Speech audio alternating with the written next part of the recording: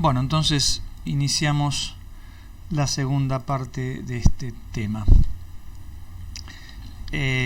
Bueno, habíamos hablado de el experimento, famoso experimento que lo llevó a la gloria a Rutherford,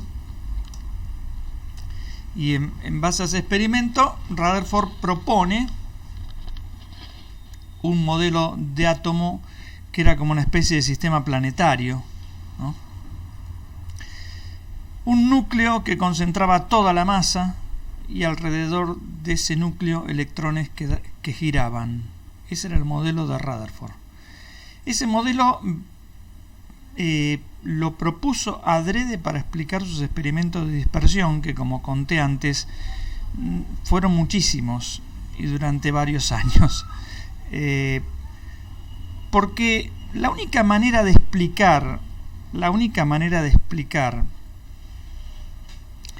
que yo tiro balas contra contra un papel, ¿no? Y que todas las balas atraviesan el papel como que si nada existiese ahí, y de repente alguna rebota. La única manera de explicar eso es decir, bueno, como que el papel está prácticamente vacío, salvo en algunos lugares donde hay un material tan duro que ahí la bala rebota. Y él más o menos pensó en el átomo de esa forma. Es decir, la materia, cualquier material, tenía átomos. Los átomos, por lo que él veía que casi todas las partículas lo atravesaban el material como que si no hubiese nada ahí, él pensó que el átomo era algo que estaba prácticamente todo vacío,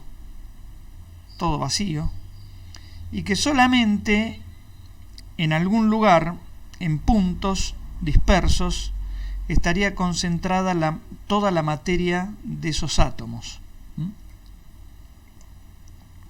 Entonces, claro, si la partícula alfa justo impactaba sobre el lugar donde estaba concentrada toda la materia, rebotaba, como él observaba que rebotaba una cada 10.000,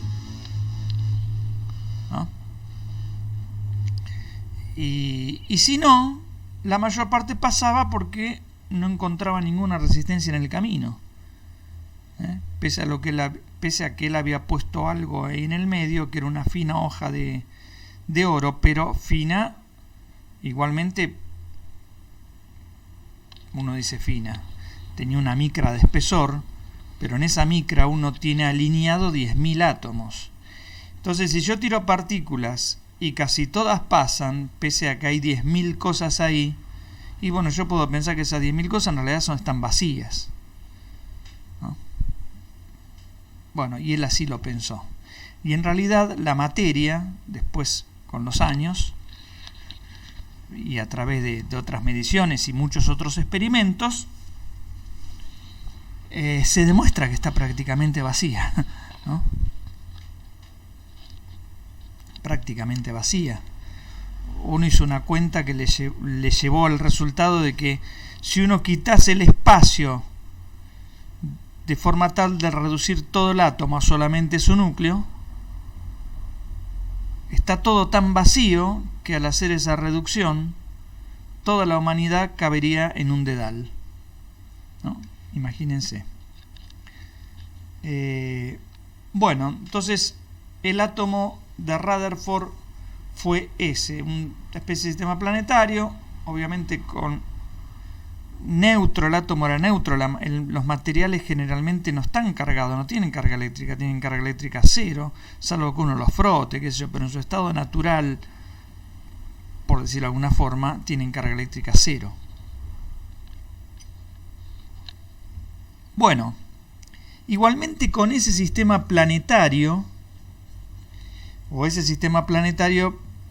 no podía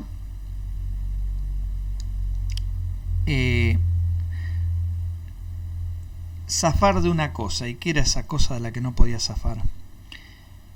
Si uno piensa en un electrón que gira alrededor de un núcleo, así lo pensó Rutherford, ese electrón, por el solo hecho de girar, está sometido, tiene que estar sometido a una fuerza centrípeta, si no, no giraría.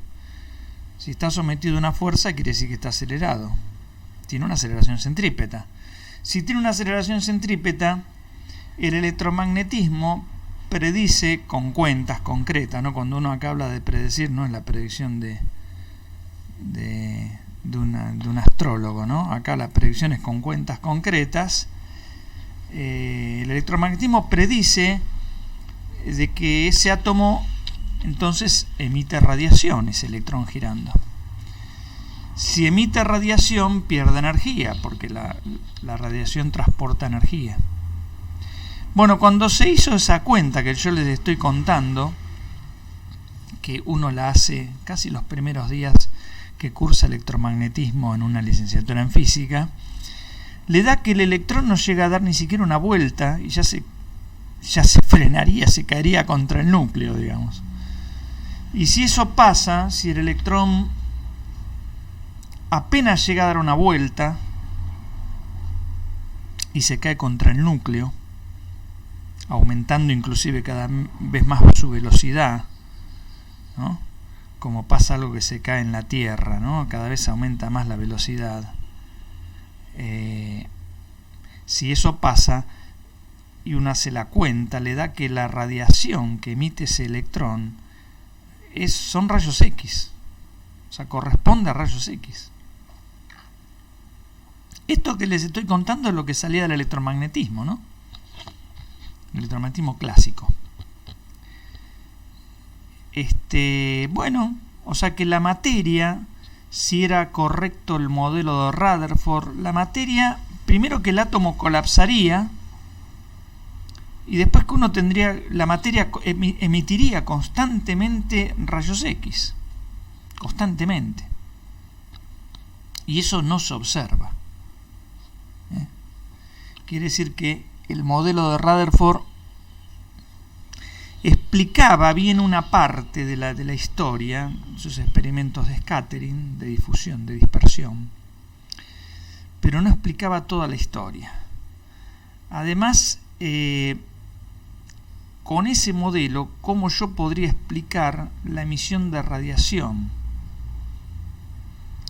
Que es lo que veíamos cuando un gas se calentaba y emitía, no en todos los colores, emitía ciertas frecuencias y no todas, ¿no?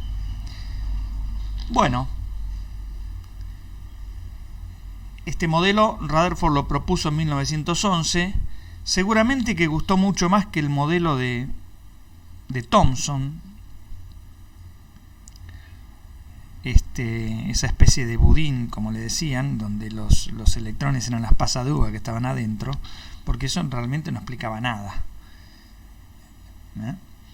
Esto era por ese lado superador de ese modelo, pero todavía con huecos. Entonces aparece en el escenario 1913 este muchacho, bastante joven en ese momento, y propone una cosa así como a ese nivel, a esa altura medio exótica, digamos, ¿no? Propone un modelo de átomo que consistía en un núcleo, donde ese núcleo tendría concentrada toda la masa del átomo. Bueno, eso es igual que lo de Rutherford. Electrones girando alrededor de ese núcleo, igual que lo de Rutherford, pero con algunos agregados. ¿Cuáles eran esos agregados? Bueno, primero que el momento angular de esos electrones, su momento angular, estaba cuantificado. Y eso lleva, que ahora lo vamos a ver, inmediatamente a que lo que está cuantificada son los radios de las órbitas. O sea, el electrón estaba a ciertas distancias del núcleo. No podía estar en cualquier otro lado. Esa es una de las consecuencias. Pero claro, alguien dijo, bueno, flaco, pero si vos estás diciendo que los electrones giran. Él supuso órbitas circulares, ¿no? Perfectamente circulares. Si vos estás diciendo que los electrones giran en órbitas perfectamente circulares, está bien, con L cuantificado, es decir, que ese L implica radio cuantificado, bueno, está bien, aceptemos eso, así como se aceptó que ya en el efecto fotoeléctrico que la energía estaba cuantificada, bueno, está bien, aceptamos la cuantificación de los radios o del L, es equivalente una cosa con la otra.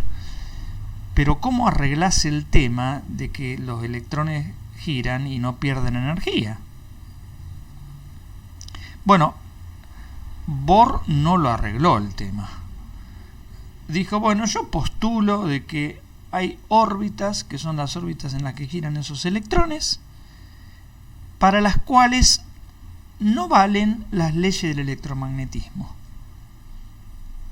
Así como lo escuchan, así de prepo, así como, bueno, de prepo, ¿no? Pero hay que acordarse de que Einstein en un momento casi uno podría pensar de prepo, dijo que la velocidad de la luz era la misma para todos los observadores, así sea que se muevan o no se muevan. Y uno de la experiencia cotidiana sabe que eso es falso, ¿no? Y bueno, y eso, inclusive eso traía como consecuencia el tener que pensar que el tiempo dependía, ¿no? Todo lo que vemos en relatividad, de que el tiempo ya no era algo absoluto, que transcurría para todos igual, ¿no? O sea, tiró abajo una cosa tan fuerte que esto en realidad no parece tan fuerte, ¿no? Pero claro, el mismísimo Einstein, lo que más molestó de esto no es la cuantificación del L. Lo que más molestó de esto en realidad es que Bohr dijo que no valen las leyes del electromagnetismo para ciertas órbitas, ¿no? Cuando el mismísimo Einstein, cuando crea su teoría de la relatividad, él acepta como válido no a la mecánica clásica, a la que todos estábamos tan acostumbrados, ¿no? No acepta como válido la mecánica clásica. ¿Qué acepta como válido? Al electromagnetismo. Eso no lo toca. Podría haber hecho al revés, podría haber aceptado la mecánica clásica y decir hay un error en el electromagnetismo, por decir algo. El electromagnetismo era como algo sagrado. Y fue así para la mayor parte de los científicos de la época, ¿no? Uno se puede preguntar por qué. Bueno, no lo sé. Muchos experimentos que no daban lugar a duda de que la teoría electromagnética era correcta, digamos. Pero bueno, también había cosas de mecánica que demostraban que la mecánica era correcta, ¿no? Salvo si uno se iba a velocidades ultra elevadas, qué sé yo. Bueno, entonces lo que más molestó fue en realidad el decir entre sus postulados, él lo impone, bueno, como todo postulado, es una imposición, ¿no? Una imposición. Nosotros suponemos que hay órbitas en las cuales el electrón no cumple las leyes del electromagnetismo, ¿no? Tan sagrado electromagnetismo. Bueno, entonces ahora vamos a ver un poquito eso que dijimos. Bueno, esto ya lo comenté. Y los otros son cuentitas que para ustedes van a resultar también bastante elementales. Él dijo, el L está cuantificado de esta forma, NH barra, o sea, es un múltiplo de H barra, donde el N puede tomar valores enteros solamente, valores naturales, no el cero. Y entonces, bueno, uno puede empezar a decir, bueno, sobre el electrón hay una fuerza centrípeta, hay una fuerza que es toda centrípeta, que es la que hace el núcleo atómico. Supongo que el núcleo es puntual, por eso la fuerza es estrictamente centrípeta, ¿no? Si tuviese esto una extensión, la fuerza podría apuntar en vez de para este lugar, para algún otro lugar de esa cosa extensa. Pero él dijo, bueno, supongamos que eso es un punto, entonces la fuerza centrípeta. La fuerza sobre el electrón es puramente eléctrica, entonces es producto de las cargas sobre la distancia al cuadrado por una constante, ¿no? O sea, la carga del electrón es E. La del núcleo es Z veces por E. O sea que E multiplicado por Z veces E me da Z veces E cuadrado. Sobre el radio del núcleo al cuadrado por esta constante que es la constante dieléctrica. Electricidad, ¿no? De los cursos de electricidad. Pero bueno, si esta fuerza es toda centrípeta, quiere decir que la fuerza es la masa por ejemplo, B cuadrado sobre R, ¿no? Movimiento circular.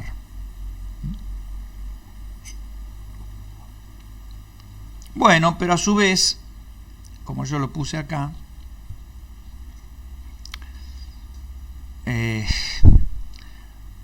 claro, si ustedes calculan el L, en este caso de movimiento circular, el L es R por mB, ¿no? ¿Está bien?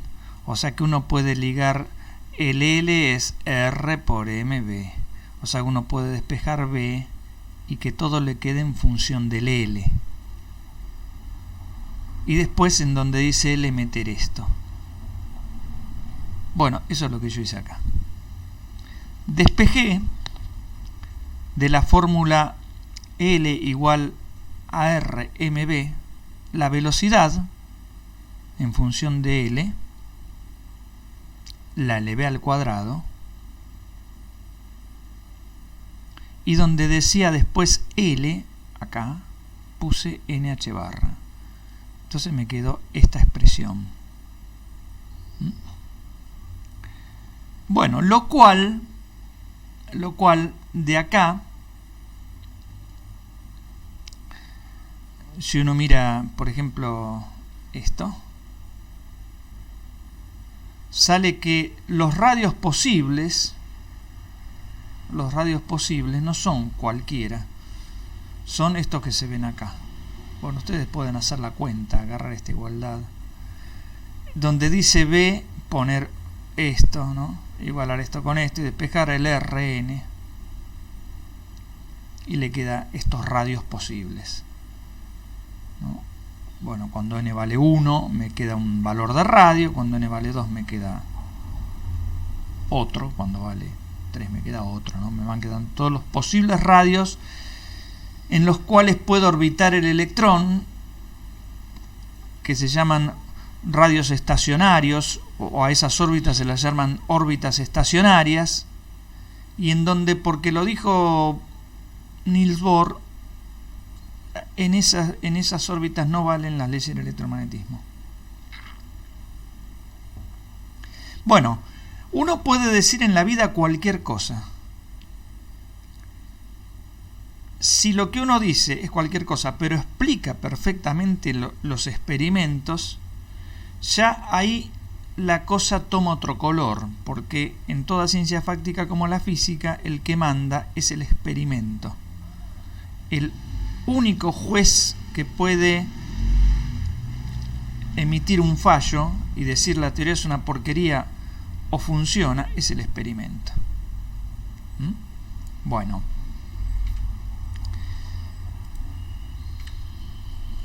vamos a ver el experimento. Yo, con lo que dije antes, podría calcular ahora la energía. La energía que tiene el electrón en alguna de esas órbitas, ¿no? La energía, pienso en la mecánica clásica y digo es una energía cinética más potencial, en este caso potencial eléctrico. La energía cinética ustedes la conocen, archiconocida, y el potencial eléctrico es esto, ¿no? Va con sobre la distancia. La fuerza va con la distancia al cuadrado, el potencial va sobre la distancia. Bueno, si hacen la cuentita y en vez de poner otra vez B, la velocidad, ponen L, porque ya dije que hay una relación entre B y L, en este movimiento tan sencillo circular, y en vez de poner L, ponen lo que dice Bohr, que vale L, NH barra, pasan de esta suma de fracciones, la pueden escribir así. Donde a su vez yo podría agrupar acá por un lado z cuadrado y n cuadrado, sacarlo acá afuera, y todo el resto, k cuadrado, e a la cuarta, 2h barra cuadrado, es una constante. No depende del átomo que estamos trabajando, ¿no? Porque la carga del electrón es siempre la misma, K es siempre el mismo, la constante de Planck es siempre la misma, el 2 es el 2. Así que todo lo otro lo puedo poner como una constante, y que obviamente esa constante tiene unidades de energía, porque esto no tiene unidades. Donde, bueno, esta E0 representa entonces el valor de energía más bajo, ¿no? Cuando n vale 1, pensemos en el átomo de hidrógeno. Z vale 1. Cuando n vale 1, su energía, la energía de esa órbita vale E0.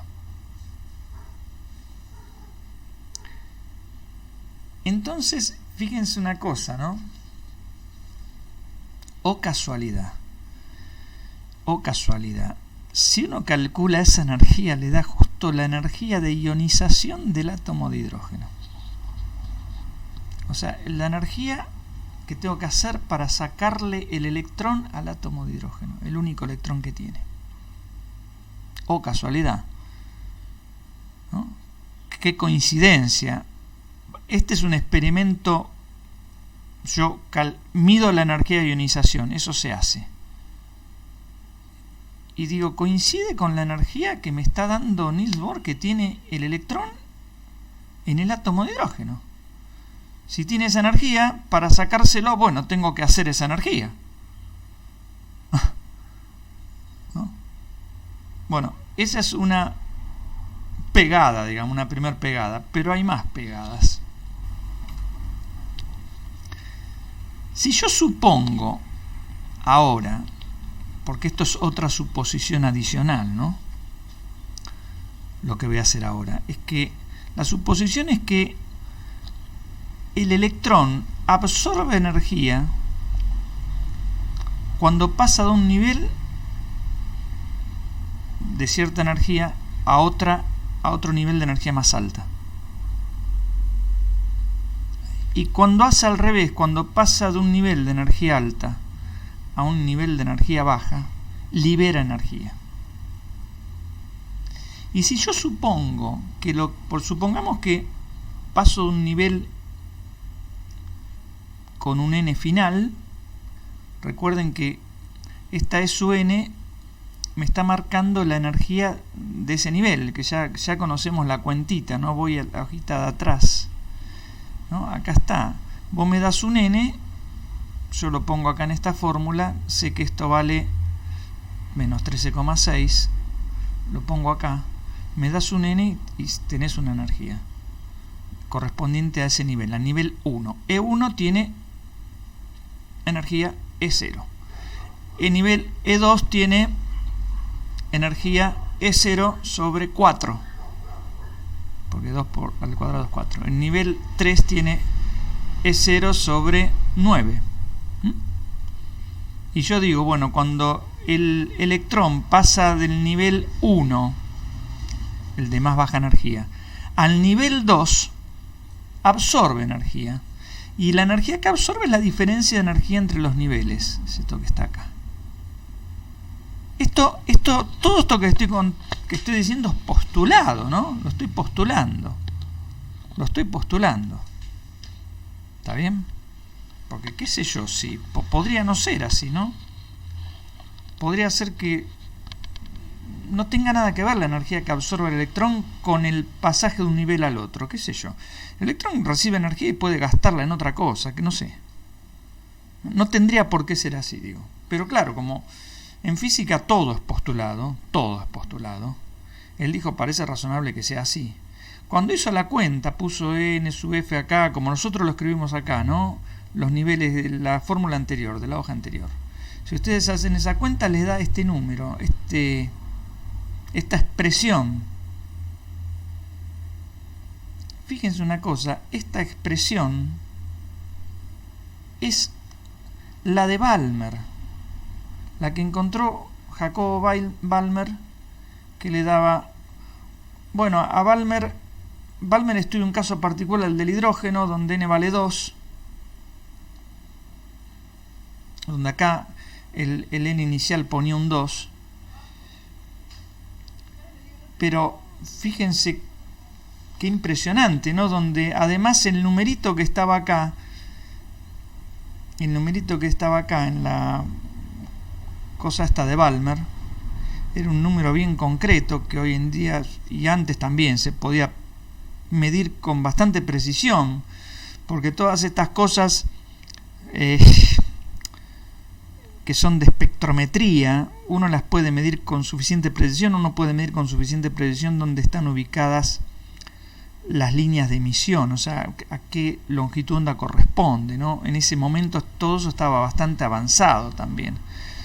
Y eso hace que uno pudiese medir con precisión la constante que iba acá adelante en la fórmula de Balmer. Y la pucha, si uno mira lo que sale del postulado de Bohr y la constante que medía Balmer, y le da lo mismo. Pegan un montón de decimales. Digo, y bueno, eso es mucha casualidad, ¿no? Es mucha casualidad que uno pueda obtener los niveles de energía, así como la fórmula de Balmer, ya es mucha casualidad. Y es mucha casualidad que justo la constante coincida perfectamente. Entonces, ahí los que se rieron de los postulados de Niels Bohr se pusieron serios, porque podía ser una cosa delirada, pero ¿cómo puede ser que era casualidad que ajuste esto tan bien? ¿No? Es medio difícil, ¿no? Es como sacarse la lotería. Bueno, puede ser, está bien, pero bueno, uno tiene que optar, ¿no? Es decir, bueno, acepto que es casualidad pura de la vida, pero bueno, buscame entonces otra teoría, ¿no? Que lo explique tan bien como esta, si querés, o algo superador inclusive, ¿no? Que es lo que vino después, la teoría de Schrödinger, de la cual algo ya vimos, ¿eh? Pero bueno, esto en ese momento fue recontra superador. El modelo de Bohr explica las emisiones explica las frecuencias emitidas por ciertos átomos. Bueno, por el átomo de hidrógeno ni que decirlo, pero además por los átomos que son, ¿cómo podría decir?, parecidos a los del hidrógeno. A eso se los llaman hidrogenoides. Por ejemplo, los metales alcalinos, el sodio, tiene una estructura como el átomo, parecida al átomo de hidrógeno. ¿En qué sentido? Y tenés un electrón dando vuelta lejos del resto de los electrones y después tenés un núcleo positivo rodeado de electrones muy cerquitas. Pero para ese electrón que da vuelta, ese electrón ve como si fuese un núcleo positivo, ¿no? O sea, parecido al átomo de hidrógeno. Por eso se llaman hidrogenoides. Bueno, para esas cosas, la teoría de Niels Bohr predice las cosas con el 1 por 1000 de precisión, una cosa así. O sea, monstruosa la precisión, ¿no? Pero, claro, hay cosas que no puede predecir. Primero, entonces, haciendo un popurrí de lo que puede producir, de lo que puede predecir y de lo que no puede predecir. Primero, que es incompatible con la ley del electromagnetismo de Maxwell. Bueno, eso es una gran piedra en el zapato, ¿no? Es una gran piedra en el zapato. Por otro lado, como les contaba, predice muy buenos resultados en cuanto a la posición de las líneas espectrales, acá habría que aclarar que para no todos los materiales, para ciertos materiales, muy buenos resultados. Para el hidrógeno y para todos los hidrogenoides, los metales alcalinos. Bueno, esto después lo vamos a explicar por un poco más, pero tiene la dificultad de explicar, porque no está en su contexto directamente, cómo se producen estos mecanismos de absorción y emisión. Y tiene una incapacidad más, que la de predecir lo que se denomina estructura fina. ¿Qué es la estructura fina? Bueno, si ustedes miran la luz que emite, por ejemplo, el sodio, ustedes agarran un pedazo de sodio, lo vaporizan, le descargan en ese gas de sodio una corriente, como están ¿vieron las lámparas de iluminación? Bueno, estaban, ¿no? El sistema era todo LED, pero en un momento existían las lámparas de vapor de mercurio, las lámparas de vapor de sodio, ¿no? El sodio evaporado por la corriente eléctrica y sobre ese sodio se descarga una corriente eléctrica y eso emite una luz amarilla muy intensa para nuestros ojos. Cuando uno la descompone, no emite solamente en amarillo, que corresponde a esto, sino que emite también en otros colores, pero fundamentalmente emite en amarillo. Ahora, si uno mira las líneas con un microscopio, y ven que cada línea en realidad no es una línea, hay como múltiples líneas. Uno si agarra la luz que emite el sodio y la pasa por un prisma, ve líneas. Por un prisma no ve un pito, tiene que usar una radiodifracción más o menos buena, ve líneas. Ahora, si en vez de usar una radiodifracción buena, utiliza una radiodifracción muy buena, excelente, ya podría llegar a ver, con la ayuda de la red, y además mirando esto con lupa o con microscopio, podría ver que la línea en realidad son múltiples líneas. La línea tiene lo que se llama una estructura, que no se ve a simple vista con un espectrómetro normal. El espectrómetro es el que saca esto, ¿no? El que saca esta foto, digamos.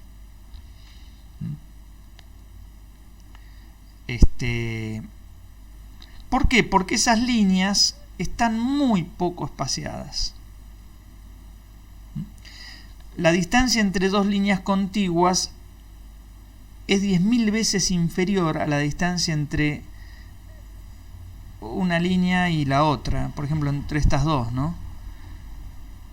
O sea, las líneas amarillas están distanciadas entre sí 10.000 veces menos que la distancia que hay entre esta línea y esta, por ejemplo, o entre esta y esta, más o menos, ¿no? Por eso no se ven a simple vista. Bueno, para explicar esto en parte se pudo explicar con otro mecanismo de cuantificación que por cuestiones de tiempo nosotros no lo vamos a ver, que es el mecanismo SWI.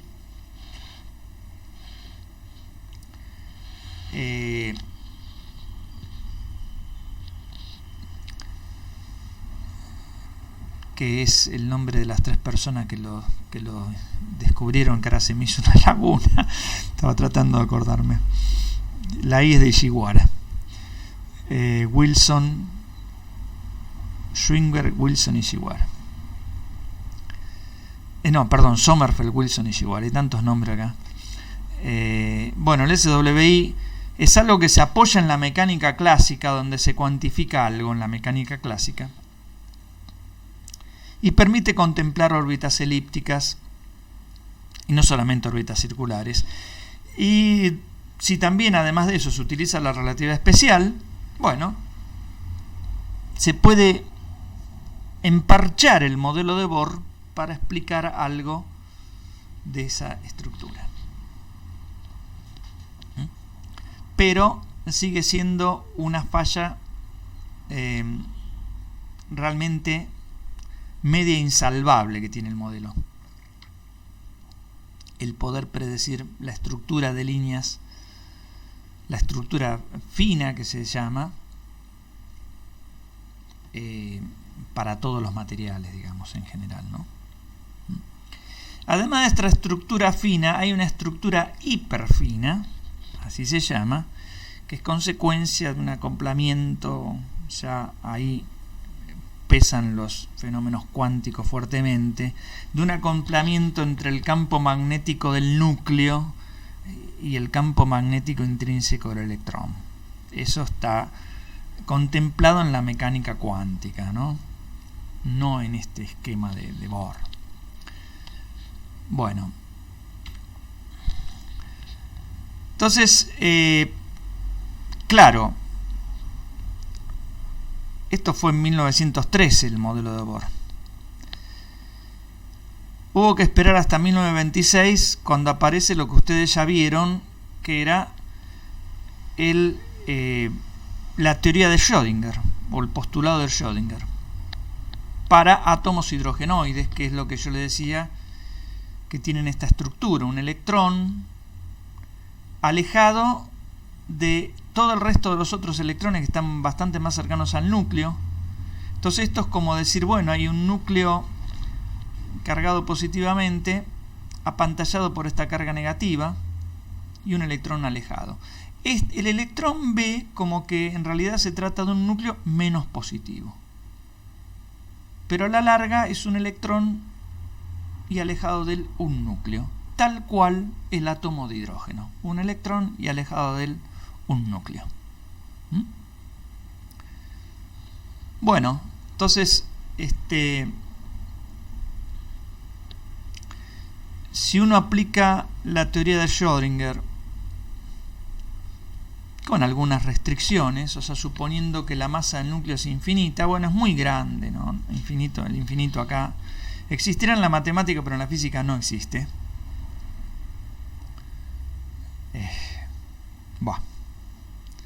Habría que ver en el tema los agujeros negros, ¿no? El núcleo generalmente es miles de veces más grande que el electrón, la masa nuclear. Entonces es infinito. Eso, que sea infinito, es lo mismo que decir que uno está pensando que el electrón gira en torno al núcleo. Si no, hay que pensar que tanto el electrón como el núcleo giran en torno a un centro de masa. El centro de masa es un punto geométrico que está muy cerca de la masa más pesada. Por ejemplo, si uno piensa en que esto es el Sol y esta es la Tierra, el centro de masa Tierra-Sol está adentro del Sol, pero no está en el centro. Es decir, que el Sol no gira en torno a su centro, sino que gira en torno a ese centro de masa, igual que la Tierra.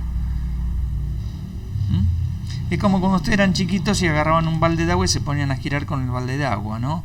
No giran en torno a un centro que está en ustedes o ni mucho menos en el balde de agua. Balde de agua y ustedes son los que giran en torno al centro de masa del sistema. Bueno, si uno considera que esto es tan pesado que el centro de masa está en el centro, bueno, ahí entonces, qué sé yo, la energía cinética se puede escribir pensando como que todo esto tiene una simetría realmente esférica, ¿no? Entonces, el laplaciano, que aparece en la ecuación de Schrödinger, cuando uno tiene la ecuación de Schrödinger que vimos nosotros, que es esta, en una dimensión, ¿no? Pero cuando uno pasa a 3 dimensiones, la segunda derivada de phi respecto de x 2 veces se transforma en el operador laplaciano en 3D. O sea que la ecuación de Schrödinger para el átomo de hidrógeno queda escrita así. Bueno, a partir de ahora todo esto se complica fuertemente desde el punto de vista matemático. Pero claro, acá se puso muchas fichas, mucho esfuerzo, muchísimo esfuerzo por parte de una infinidad de investigadores y fundamentalmente también de matemáticos, que dijeron, vamos a resolver esto. Porque este es el átomo de hidrógeno. Si nosotros encontramos las energías, y son las energías que medimos, quiere decir que todo este delirio de la ecuación de Schrödinger es correcto. Entonces se puso muchísimo esfuerzo. ¿Por qué? Porque del átomo de hidrógeno las energías estaban medidas con un grado de precisión enorme, que es lo que me permite la espectroscopía. La espectroscopía me permite saber con qué longitud onda emití, pero con una precisión muy alta. O sea, me permite conocer la frecuencia de emisión con muy buena precisión, con una precisión altísima. Y la frecuencia, ustedes saben que la energía es H por la frecuencia, ¿no? Si conozco la frecuencia, conozco la energía con muy buena precisión. Bueno, hagamos la cuenta y veamos si esto tiene algún sentido o esto no sirve para nada. Porque hasta ahora nosotros aplicamos Schrödinger en casos muy académicos, en un pozo de potencial. Bueno, el efecto túnel es algo más práctico, pero el otro fue como muy académico. ¿Dónde tenés un pozo de potencial, flaco? Así tan pozo potencial infinito, ¿dónde lo tenés así? Y bueno, qué sé yo, no es tan fácil. Pero esto no es algo tan irreal. Esto es un átomo de hidrógeno. Lo tengo, lo puedo medir. Bueno, apliquemos la teoría de Schrödinger sobre eso, de lo cual tenemos infinidad de mediciones y con precisiones que rozan la cifra decimal fácil, estoy diciendo, y la quinta o sexta cifra decimal, con errores de la millonésima parte. Con las medidas espectroscópicas puedo conocer la energía con una millonésima de error. ¡Wow! Tremendo, tremendo. Entonces se puso el esfuerzo en resolver eso. Lo que viene es muy matemático. Yo no pretendo que ustedes se acuerden ni por casualidad de todo esto. Muchos libros directamente ni está. Y dicen las soluciones de esta ecuación son estas energías y estas funciones de onda, y muestran.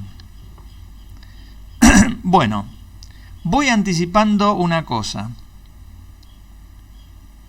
Las energías que va a salir de toda esta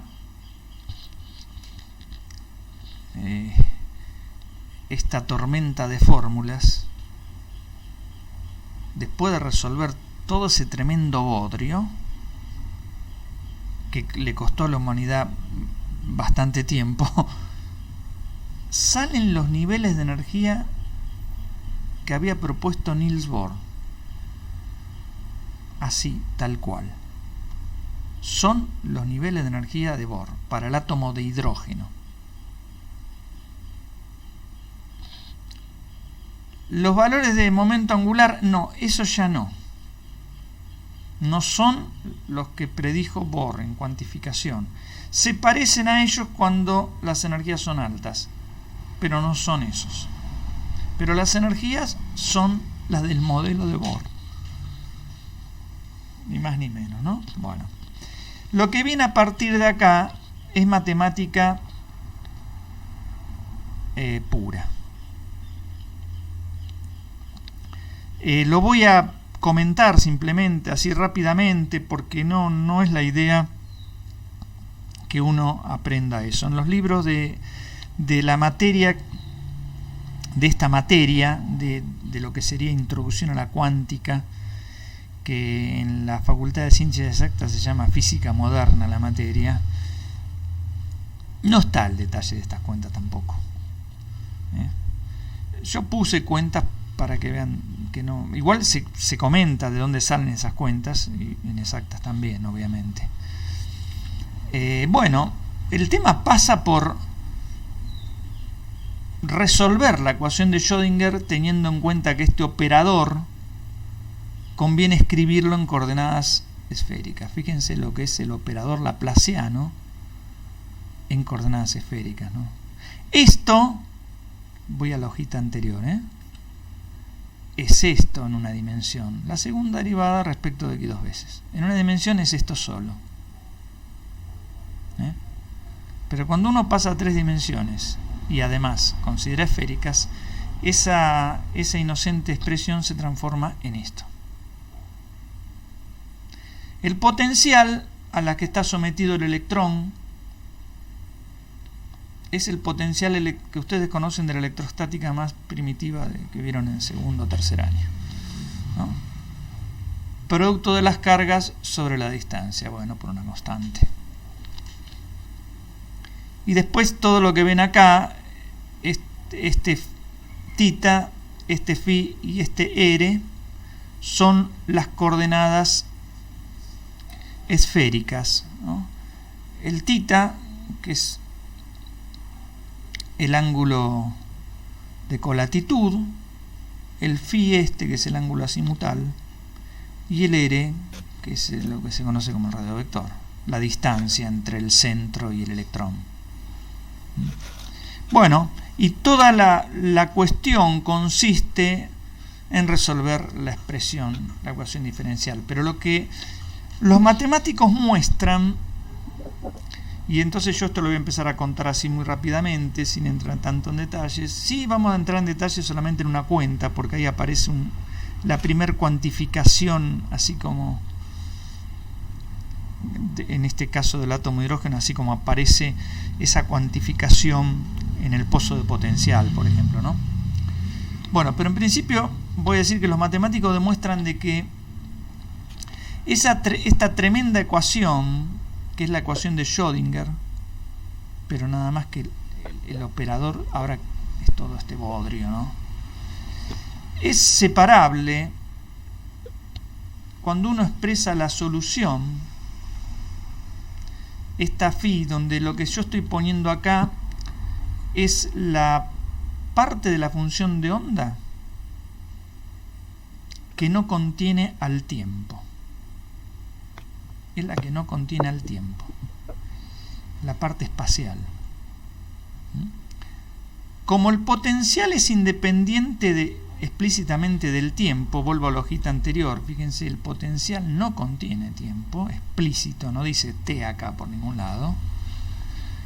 Ya sabemos que en ese caso la solución de la ecuación de Schrödinger, la parte temporal de la solución, se escribe muy fácilmente. Revísenlo cuando arrancamos con Schrödinger. Pero esa solución es E a la menos energía multiplicada por el tiempo sobre h barra multiplicada por la I. Entonces, lo que vamos a hacer a partir de ahora es dedicarnos solamente a resolver la parte que depende del espacio. Bueno, la matemática demuestra que para esta ecuación conviene poner la parte espacial como una función que depende de r, del radiovector, otra función que depende del ángulo θ, y una tercera función que depende del ángulo φ. Si yo a donde dice psi reemplazo todo esto, ¿no? Acá meto todo esto y lo mismo acá, y le aplico este operador a todo ese bodrio, llego a esta cuenta, ¿no? Llego a esta cuenta. Y después lo que voy a hacer es voy a dividir todo esto por psi, o sea, lo voy a dividir por r, θ y φ. Entonces hago eso, y cuando acá lo divida por r, θ y φ, se me van a ir esta φ y esta θ grande y φ grande, y me va a quedar solamente r. Entonces una parte de esta ecuación va a contener solamente una función de r. Lo cuento así rápidamente,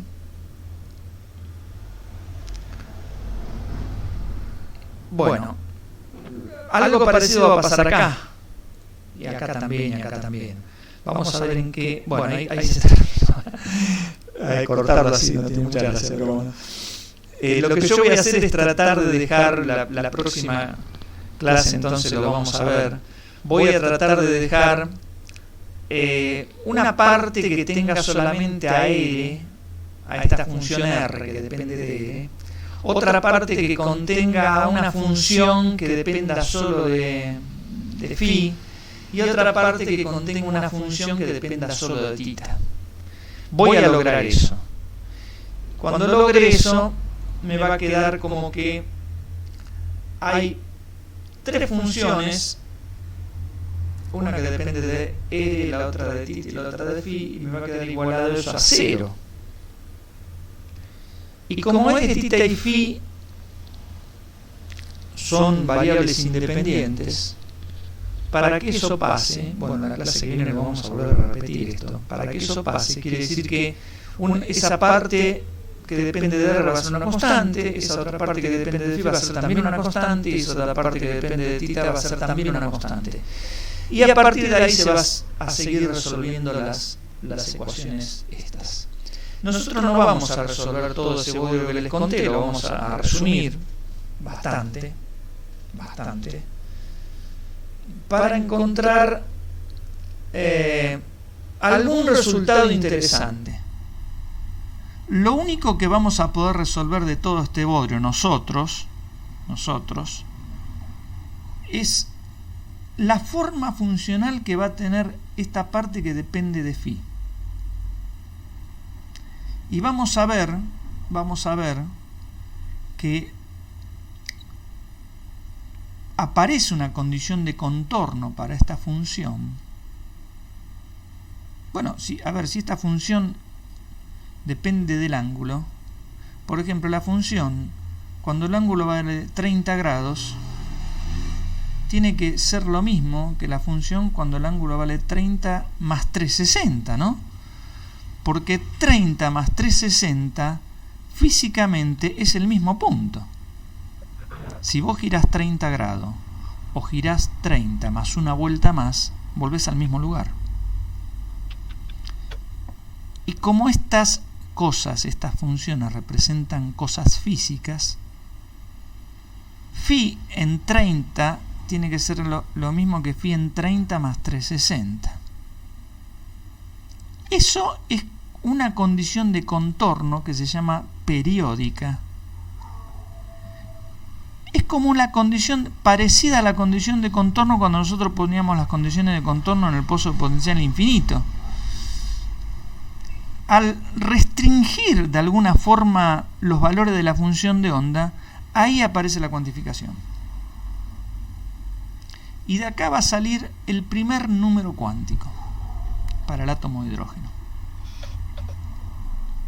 Bueno, en las otras cosas no las vamos a poder deducir nada, vamos a ponerla así de prepo, pero por lo menos vamos a poder deducir cómo nace algún número cuántico relacionado al átomo de hidrógeno.